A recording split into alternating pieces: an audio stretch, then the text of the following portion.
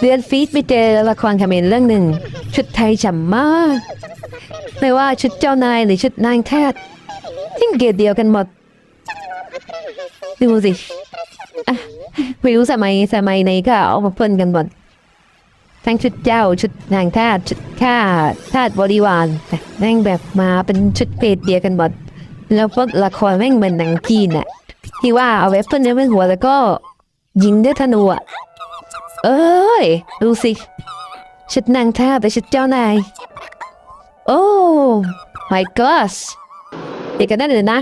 ใส่ไปยังไงก็ยังเป็นนางทาสคาเมน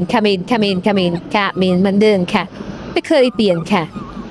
เพราะคาเมนอยู่ในสายเลือดนะคะเข้าใจไหมคะคาเมนค่ะจะไม่อยากด่าคำหยาบเลยนะที่พูดคำๆแบบนี้แหละ